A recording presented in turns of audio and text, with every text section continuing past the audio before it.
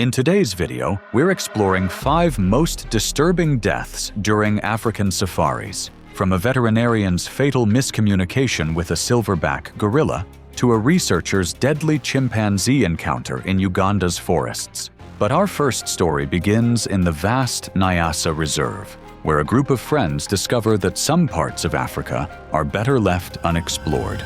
It was September the 12th, 2015. And as the African sun dipped behind Nyasa Reserve, 4 men stood near the Lugenda River, unaware that stepping beyond patrolled trails had placed them squarely in a predator's domain, one where human confidence would soon meet ancient, lethal instincts. Ricardo Montero was a 41-year-old Portuguese engineer whose year-long assignment overseeing solar infrastructure in remote Mozambican communities had earned him a reputation for calm competence and dry humor among his colleagues. His decision to join this impromptu bush expedition came after months of technical isolation, endless days repairing converters, hauling panels, and navigating bureaucratic obstacles in places where modern conveniences were luxuries. Antonio Pires, a logistics coordinator with weekend hunting experience, had convinced Ricardo that a night in the unfiltered wilderness would provide the disconnection he craved. The group's composition seemed adequate for their modest adventure. Antonio with his hunting background, Ricardo with his precise engineer's mindset, a German expat named Jürgen, and Elias, a local tracker with security experience. Their plan was deceptively simple. One night camping along the Lugenda River, away from regulated tourist zones, followed by a brief game-tracking walk before bed. Antonio's insistence that moonlight would provide sufficient illumination revealed a dangerous underestimation of the challenges they would soon face. Nyasa's terrain shifts unpredictably between open savanna and dense miombo woodland, crisscrossed with dry riverbeds that create perfect hunting corridors for apex predators. The recent storm had left the soil soft and receptive to tracks. The warning signs had been mounting throughout their evening walk. Elias had discovered fresh leopard tracks, deep pads with widely spaced toes indicating a large male, but Antonio dismissed them as old sign. Antonio's past bush trips had gone smoothly, and his confidence reassured the others. When a tree squirrel's frantic alarm calls echoed from their left, Elias recognized the universal signal of a nearby predator, but his concerns were overruled by Antonio's determination to maintain their pace. Elias's warnings felt excessive, not urgent. Ricardo's decision to lag behind while checking his GPS represented the fatal mistake that leopards have exploited for millennia. These cats are patient hunters that capitalize on momentary isolation, striking when prey animals separate from the safety of the group. Male leopards, weighing up to 140 pounds, are silent ambush predators, armed with 2-inch claws, a 400 psi bite, and the ability to strike with sudden, lethal precision. The attack was sudden and silent. One moment Ricardo was adjusting his GPS. The next, a blur of muscle and rosettes exploded from the underbrush. The leopard hit him from behind with staggering force, estimated at over 500 pounds in a single strike, driving him to the ground. Leopards are ambush predators by nature, relying on stealth and explosive speed that can exceed 35 miles per hour in short bursts. There was no roar, only a grunt, the snap of bone, and Ricardo's strangled cry. By the time Antonio's flashlight cut through the dark, the scene was already gruesome. The leopard had its jaws clamped around Ricardo's throat. Though rare, experts believed the leopard reacted defensively to sudden movement at close range, mistaking it for a threat. Its forelimbs pinned him tightly, claws sunk deep into flesh, while its hind legs heaved and kicked, dragging the limp body backwards into the bush. This behavior, moving kills to secluded locations, represents millions of years of evolutionary adaptation, protecting valuable protein from scavengers and competitors. Antonio's gunshot into the air triggered the leopard's retreat, but the damage was irreversible. Ricardo lay motionless, his shirt torn across the shoulder, blood seeping from devastating neck wounds where the cat's canines had found their mark. The deep punctures along his skull and jaw told the story of a bite designed to kill large prey instantly, severing major blood vessels and crushing vital structures in the neck. Unlike the feeding behavior seen in other attacks, this leopard had killed defensively, abandoning the body when confronted by the group rather than attempting to feed. This suggested a territorial male protecting his range, rather than a hungry predator seeking a meal. Ricardo's funeral in Lisbon drew a modest crowd: family, a few university peers, and colleagues from the African Project. His parents declined media interviews, requesting only that people remember him, not for how he died, but for the work he left behind. In Mozambique, park authorities increased patrols around known leopard territories and installed new signage near unofficial trails. While no formal blame was placed on the group, the incident prompted a quiet review of policies regarding private excursions by foreign workers in the reserve. As the Portuguese engineer's blood soaked into the mud of Mozambique's Niassa Reserve, hundreds of miles north in the volcanic forests of Virunga, a veterinarian would learn that even the most intelligent predators can mistake a moment of scientific curiosity for an act of war. It was April 4th, 2017, and mist clung to the volcanic slopes of Virunga, muffling the forest in damp silence broken only by distant bird calls. Beneath the canopy, a silverback troop moved unseen, their low vocalizations signaling presence to those who understood, and danger to those who didn't. Evan Ridley was a 29-year-old South African veterinarian whose 6-month volunteer placement in the Democratic Republic of Congo had earned him recognition for calm fieldwork and meticulous attention to animal health protocols. His primary assignment involved traveling between scattered rural communities near Goma, conducting livestock vaccination campaigns, and helping local authorities contain disease outbreaks that threatened both animal and human populations.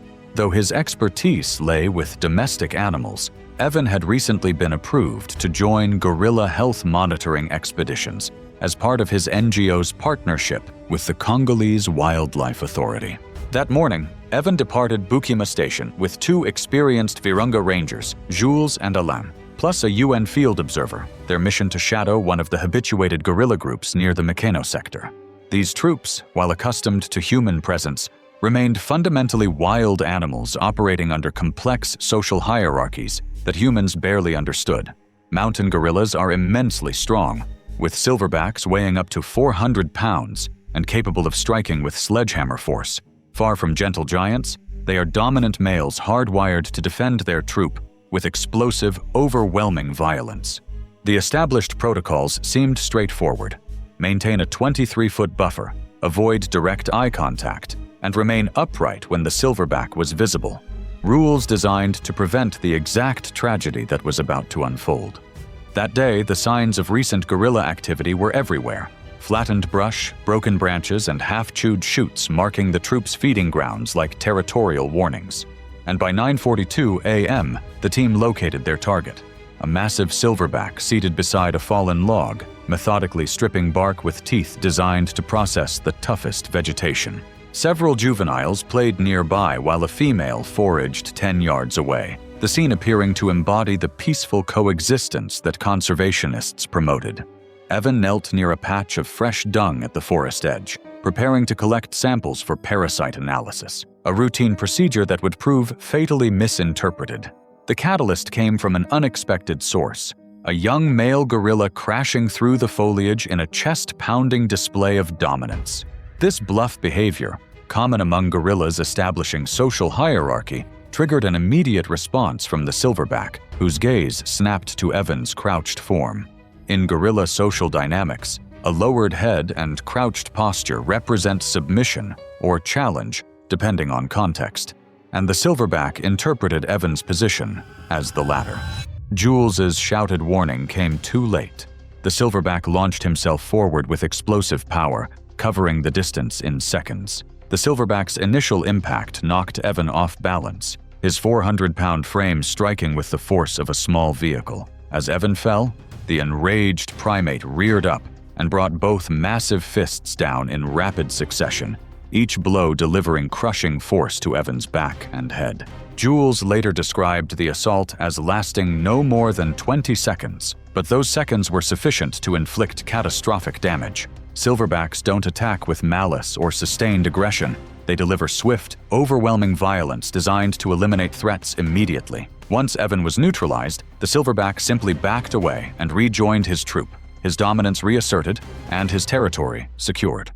Jules radioed for help, his voice unsteady as he gave their location to distant rangers.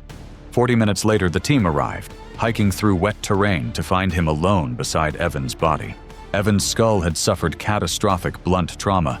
His upper back showed deep bruising and multiple compound fractures, and his collection tools lay scattered and crushed around his motionless form. Virunga Park authorities filed their incident report with clinical detachment, classifying the event as a behavioral misinterpretation resulting from postural signaling combined with troop stress. The silverback was not euthanized, officials recognizing that he had simply acted according to his nature when confronted with what he perceived as a challenge to his authority. Evan's body was repatriated to Durban within days, his funeral attended by family and colleagues who struggled to understand how routine scientific work had ended in such violence. His NGO issued a brief memorial statement before archiving his contributions. However, even as the silverback's fists crushed the veterinarian's skull in 20 seconds of misunderstood fury, in Botswana's Kalagadi, an Italian interpreter would discover that a simple tire check could become a death sentence when a lioness is around. It was August 16, 2018, and the Kalagadi shimmered beneath the unforgiving African sun, the still air broken only by the dry rattle of seed pods in the camelthorn trees. This was a landscape that appeared peaceful to the untrained eye, but beneath its serene surface lurked predators that had ruled these lands for millennia.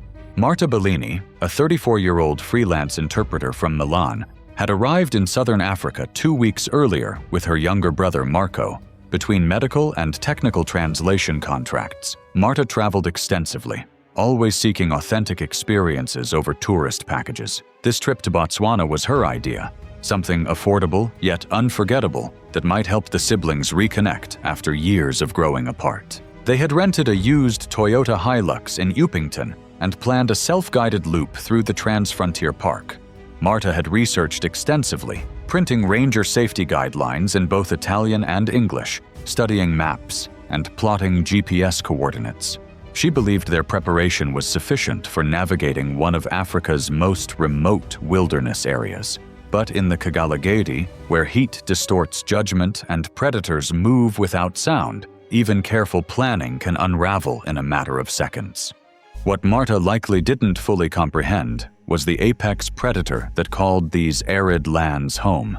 African lionesses are perfectly adapted killing machines, weighing between 260 and 350 pounds of pure muscle and sinew. Their powerful jaws can exert over 650 pounds of pressure per square inch, easily crushing bone and severing arteries. These predators can move in complete silence across sand and scrub, using shadows and vegetation to remain invisible until the moment they strike. During Kalagadi's brutal dry season, lions concentrate around the few remaining water sources, making encounters with humans increasingly likely. After crossing into Botswana at the Mabwasehuba Gate, the siblings aimed for the remote Polenswa waterhole. The area was known for its lion population, but also for its isolation. Fewer tourists meant a more authentic experience, exactly what Marta had sought. After a grueling day navigating corrugated sand tracks under the scorching sun, their vehicle stalled during a 3-point turn in the loose sand. Despite repeated attempts, the engine refused to restart. With darkness approaching rapidly and no cell phone reception, they made the fateful decision to sleep in the cab and attempt repairs at first light. The windows remained sealed against the night sounds of the African wilderness. By morning, the heat had climbed past 90 degrees. Dust coated the Hilux, and the cab was stifling. While Marco tended the stove, Marta stepped out to stretch and check a low rear tire, circling to the back of the vehicle. She bent down to inspect the tire, unaware that 50 feet away, low to the ground and perfectly still, a lioness had been watching them for over an hour. African lionesses, weighing up to 350 pounds, are silent, powerful hunters with jaws strong enough to crush bone. In Kalagadi's dry season, they gather near scarce water sources, making human encounters dangerously common. The predator had been using their parked vehicle as cover. Crouched in the shadow of the rear wheel, the lioness remained completely invisible against the morning glare and acacia shadows. Marco later described hearing a low, rumbling growl that seemed to vibrate through the ground beneath his feet. The sound was followed by rapid thuds as the lioness exploded into motion. He turned to see Marta's legs disappear around the rear bumper, followed by a flash of tawny movement that spoke of pure predatory power. The lioness struck with devastating efficiency, her massive jaws clamping down on Marta's left hip with bone-crushing force. Marta's scream echoed across the waterhole before being cut short as she was dragged backward into a clump of thorn bush just 30 feet from their vehicle. Her sandals remained behind in the sand, the only evidence of the lightning-fast attack. Marco's desperate attempts to save his sister proved futile. He slammed on the horn, holding it down for nearly a minute while shouting at the top of his lungs. When the engine finally sputtered to life, he revved it frantically, hoping the noise would drive the lioness away. The predator ignored his efforts completely. Through the rear window, Marco watched in horror as the lioness delivered the killing bite. Her powerful jaws crushed Marta's neck, ending her struggles instantly. The lioness then stood motionless for several minutes, panting in the heat, before walking calmly into the low brush without feeding. Marco remained trapped inside the vehicle for nearly 2 hours, his phone useless without signal. When a game ranger's truck finally appeared on the main road, he flagged it down frantically. The ranger followed him to the bush line, where Marta's body lay partially obscured by disturbed grass and soil. A tracking team located the lioness resting under a leadwood tree a mile east. She was darted with a tranquilizer rifle and relocated deeper into the reserve's interior, beyond normal tourist routes. Park officials determined her behavior was territorial, likely a reaction to being startled at close range rather than predatory hunting. Marta's remains were secured and flown back to Italy within 3 days, arranged by the Italian consulate in Pretoria. The family held a quiet funeral in a Milan suburb, making no public statements. The incident received minimal coverage, a single paragraph in The Voice Botswana describing the death as unfortunate but rare. Kaligati Rangers added the event to their internal log but made no policy changes, though a new advisory was posted at entrance stations, warning visitors never to exit vehicles in unfenced areas. The lioness that crushed Marta's skull had acted on pure predatory instinct. But in the private compounds of Namibia, a Mumbai investor would learn that some killers wear the mask of familiarity, until years of supposed trust meant nothing against the ancient call of blood. It was July 22, 2014, and dry wind swept through a private compound near Okahanja, Namibia, carrying the sour mix of dust, disinfectant, and decay.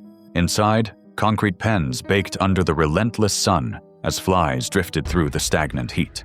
Behind one enclosure, a male Bengal tiger named Ravi paced restlessly in the meager shade of a corrugated tin shelter, his massive shoulders rippling with each deliberate step. Samir Duza was a 44-year-old Indian-born investor who had built his fortune through Mumbai real estate deals before turning his attention to exotic animal ventures across southern Africa. His latest project operated under questionable regulatory status, officially registered as a rehabilitation facility, but functioning more like a private zoo stocked with species far removed from Namibia's native wildlife. The compound housed capuchins, lemurs, and 2 Bengal tigers, reportedly obtained through a defunct wildlife park in South Asia, transferred via private brokers with minimal oversight. D'Souza called his operation a conservation ark, though most who knew better quietly referred to it as an expensive vanity project. He walked the grounds daily in designer boots, carrying a sheathed machete more as an accessory than a practical tool, boasting to anyone who would listen about his special bond with Ravi. He claimed to have raised the tiger like a son, believing that trust and affection could override millions of years of predatory evolution. The compound's security protocols were dangerously informal. Enclosures lacked proper double gate systems, and feeding was often handled manually by staff who had repeatedly expressed concerns about safety. D'Souza dismissed these worries, Convinced that his personal relationship with the animals made standard precautions unnecessary, his employees, mostly local farmhands with no experience handling exotic predators, had learned to keep their objections to themselves. On that fateful morning, a 3-person inspection team from the Namibian Ministry of Environment and Tourism arrived unannounced. Anonymous complaints about improper permits and animal welfare violations had finally prompted official action. D'Souza met the inspectors in the courtyard with his characteristic confidence, offering to personally conduct a tour of the facilities. When the officials requested that all large predators be secured before the walkthrough, D'Souza waved off their concerns dismissively. He insisted on demonstrating Ravi's docile nature, apparently believing that his presence would calm the massive predator. 2 ranch employees, including a handler named Peter, watched nervously as D'Souza approached the tiger enclosure. Due to the sudden inspection, Ravi had not yet received his morning feeding, a critical detail that should have raised immediate alarm. Hungry predators are inherently more dangerous, their hunting instincts heightened by the biological imperative to secure food. The tiger was pacing along the far wall of his enclosure, his tail flicking in a rhythm that experienced handlers would have recognized as a warning sign of agitation. Additionally, Bengal tigers, weighing up to 570 pounds, are silent, powerful hunters built for stealth and sudden violence. With 3-inch claws and a bite force over 1,000 psi, they kill without warning, crushing bone and tearing flesh in seconds. D'Souza unlocked the gate and stepped confidently into the enclosure. He clapped his hands twice, whistled, and spread his arms wide in what he apparently believed was a welcoming gesture. To Ravi, however, these movements likely appeared as the erratic behavior of potential prey. Ravi stopped his pacing mid-step, fixed his predatory gaze on D'Souza, then launched himself forward. The tiger struck with both front paws, one high on the chest, one at the shoulder, driving the man backward onto the concrete floor with devastating force. D'Souza managed only a single, sharp exhalation before Ravi's massive jaws clamped around the left side of his neck. The tiger's canine teeth, over 2 inches long and designed to puncture vital arteries, punctured D'Souza's flesh. Blood arced across the enclosure, soaking the concrete in seconds as his life drained away. Peter fired a tranquilizer dart into the tiger's flank, but the sedative would take precious minutes to take effect.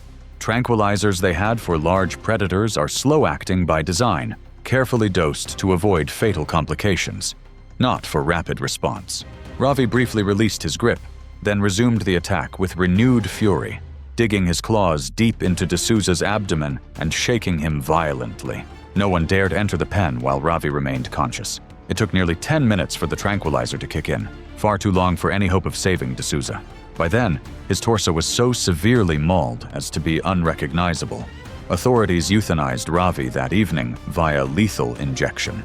The surviving female tiger was sedated and transferred to another facility under armed escort. D'Souza's remains were recovered after dark, covered with a plastic sheet and loaded onto a covered trailer like cargo, rather than the remains of a man who had believed himself master of the wild. The Namibian ministry filed a closed-case incident report within 24 hours, citing regulatory non-compliance and fatal misjudgment of animal behavior. The document was never released to the public.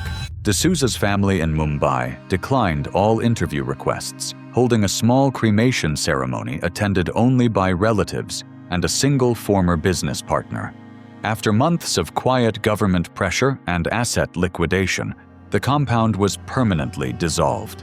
Its surviving animals were distributed to facilities across South Africa and Botswana, though official records of their placement remain sealed. The Bengal tiger that killed D'Souza had shattered the illusion of control in a single explosive moment. But deep in Uganda's Kibale forest, an anthropology student would discover that intelligence can make a predator infinitely more terrifying. It was March 3, 2016, and the rain had just begun to taper off over Uganda's Kibale forest. Mist clung to the canopy, dripping steadily from tree leaves to the forest floor below. The path was treacherous, churned into slick red mud and littered with half-chewed fruit discarded by unseen animals. Clare Sutherland was a 26-year-old graduate student from the University of Kent who had arrived in Uganda 2 months earlier for a 6-month field placement coordinated with Makerere University's primatology department. She was gathering data for her master's thesis on maternal-infant bonding patterns in chimpanzees, hoping to compare observed interactions in wild troops with previous laboratory studies. Among her peers, Clare was known for her meticulous field notes and willingness to endure the most challenging conditions that field research demanded. Clare was also cautious by nature, strict about maintaining proper distance protocols, and respectful of complex troop dynamics. However, she lacked experience dealing with unpredictable behavior outside standard group observation scenarios. This gap in her knowledge would prove costly in the unforgiving environment of Kibale Forest. By early March, food scarcity had intensified across Kibale Forest. A prolonged dry period had severely limited the availability of figs and leaves, increasing competition among the chimpanzee troops. Several adult males had become increasingly aggressive during recent observations, charging, displaying, and vocalizing more frequently, especially near nesting areas. The troop Clare had been monitoring was only semi-habituated, meaning they were known to researchers but not entirely tolerant of close human presence. On that fateful morning, Clare joined 2 Ugandan colleagues, James Okello and Miriam Aiken, for what was planned as a routine trek to relocate their study group and update ranging data. They carried only basic equipment, notebooks, radios, and a single GPS unit. The rain had forced them to delay their entry into the forest by 30 minutes, and when they finally began their ascent, visibility was severely compromised. The forest terrain was treacherous, pocked with ravines, exposed root systems, and hanging vines that could trip the unwary. Every footstep slid dangerously in the red clay, and the canopy filtered sunlight into a dull green haze that made navigation difficult.